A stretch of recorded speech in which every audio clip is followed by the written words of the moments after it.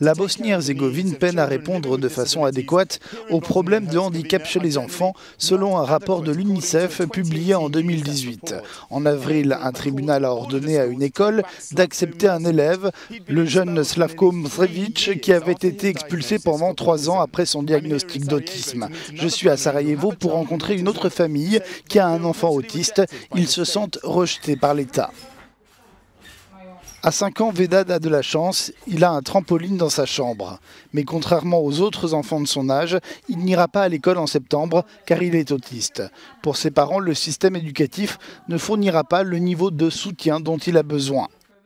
Il va généralement avoir des problèmes à l'école.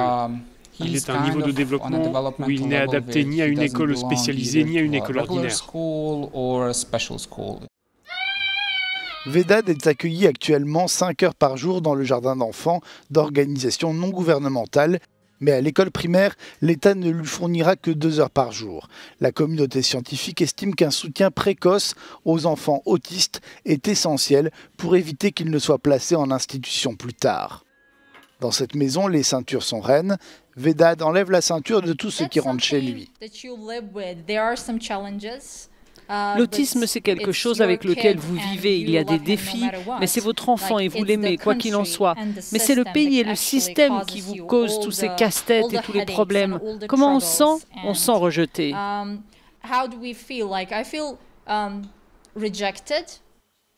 Ses parents se sont joints à un groupe de familles d'enfants autistes pour faire pression sur le gouvernement. Mais dans ce pays multiethnique où le système politique est déjà un casse-tête, le gouvernement n'a pas mis en place ce dont les enfants ont besoin.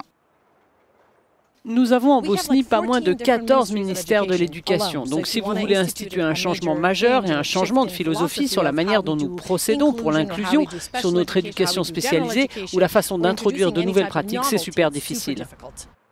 Nous avons contacté les autorités régionales, mais comme le ministre de l'Éducation vient de démissionner pour une autre question, elles n'ont pas souhaité commenter.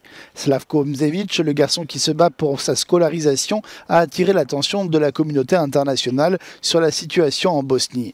Slavko vient de terminer ses études secondaires. Chez Vedad, la nounou et les parents savent qu'il aura tout l'amour dont il a besoin. Sa famille espère juste que l'école l'aidera aussi.